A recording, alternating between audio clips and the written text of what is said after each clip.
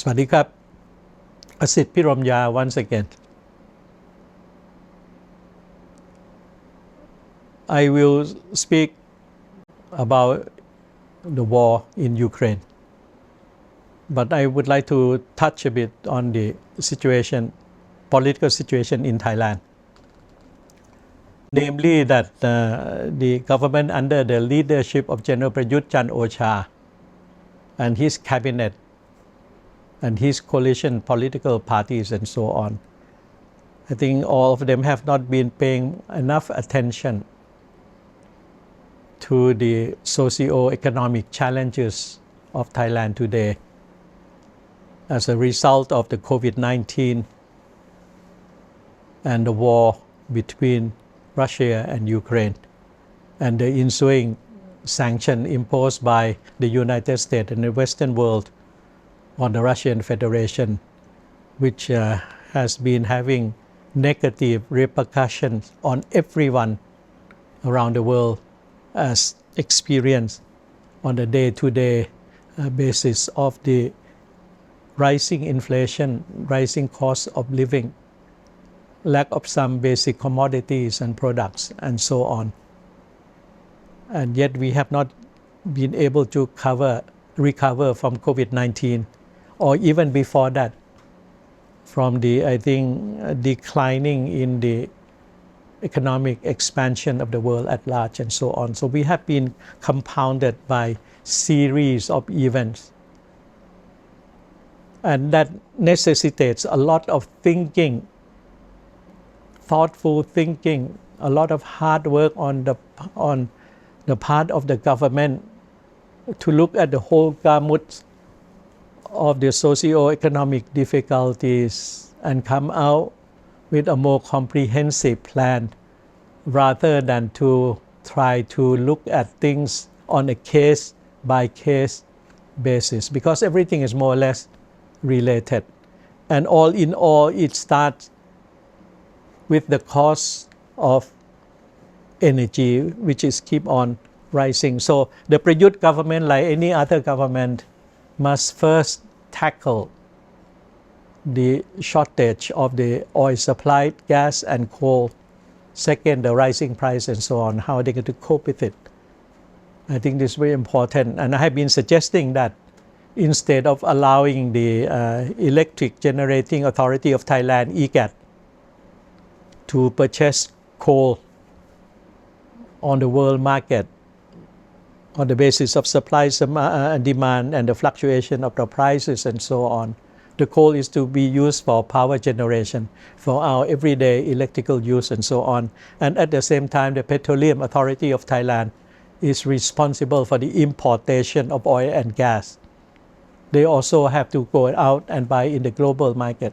And my suggestion to you and to the government is for the Thai government to try to get the G2G agreement with some friendly countries for the supply of the basic energy needs of Thailand, whether it's Malaysia, Indonesia, Brunei, or Vietnam, or country far away, for example, Saudi Arabia, which has restored the diplomatic relations of Thailand about 6-7 months ago, after I think a gap of about 30 years.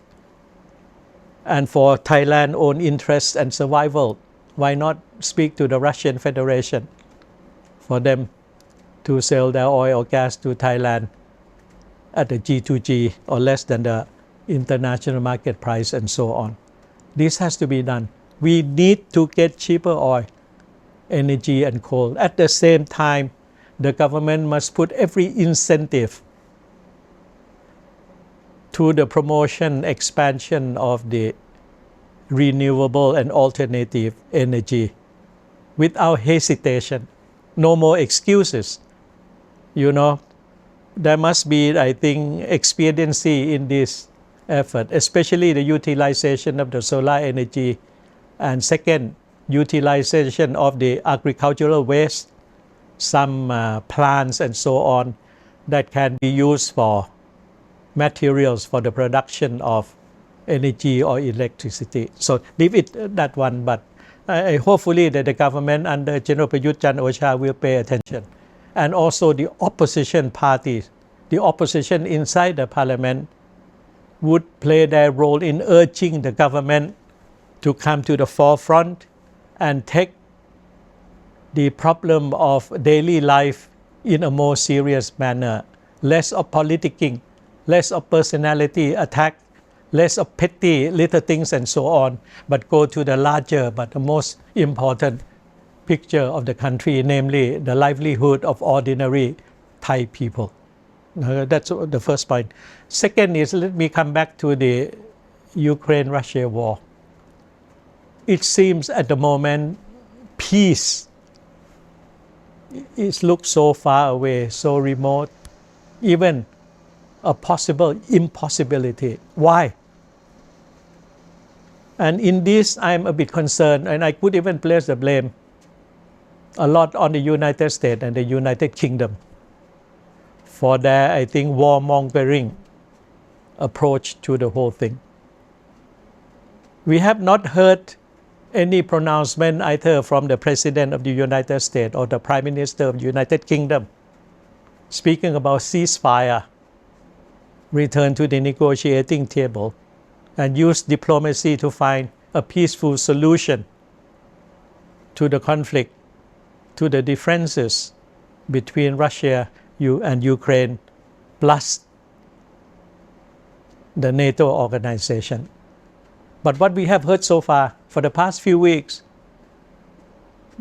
of the pronouncement for more military support to Ukraine, more financial assistance, and more training to the Ukrainian soldiers, especially by the United Kingdom.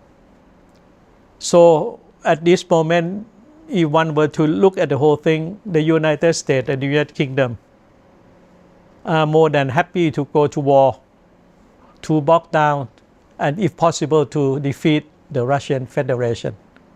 And vice versa, the Russian side under the leadership of Putin seem undaunted by that pronouncement of the Western leadership and not deterred by comprehensive sanctions imposed by the Western world, including Japan, South Korea, and Australia, and so on the Russian Federation. So war seems to be the only the only game to be played until one side is defeated. It seems that we are losing the senses and the concern for humanity and the concern for peace.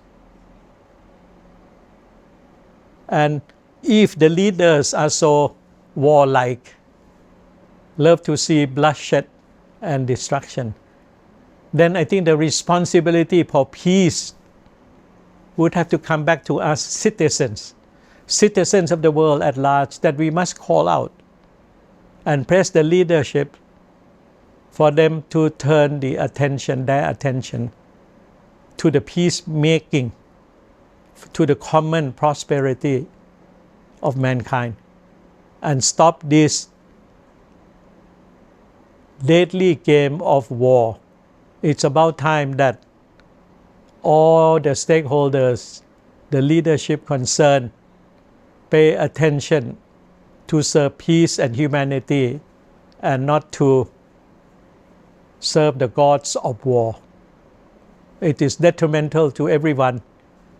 The United States was very provocative in helping to bring about the Russian invasion of Ukraine, was instrumental in imposition of all the sanctions against the Russian Federation. But the sanctions have returned home to the United States with high inflation, rising energy costs, rising cost of living, on top of the inequality inside the United States as a country and as a society. The gap, the wealth gap is very immense. The rich get richer and more powerful, the poor get poorer. The middle class is no longer the middle class. They have, I think, their quality of life and income has declined. They are becoming more of the poorer segment of the American society, the richest country in the world. But how can it be that the United States could spend millions and billions and billions of dollars for military build up, for military support of allies and so on around the world, and yet the quality of life of the ordinary people of the United States has been on the decline. It's about time that the political leadership stop serving themselves, stop serving the military industrial complex, stop serving the big companies, the energy companies and so on, and turn around and serve the people. And through that, the United States and the American people can also help serve the citizens of the world at large, bring peace and prosperity and the common good to all of humanity. ขอบคุณมากครับ Thank you very much.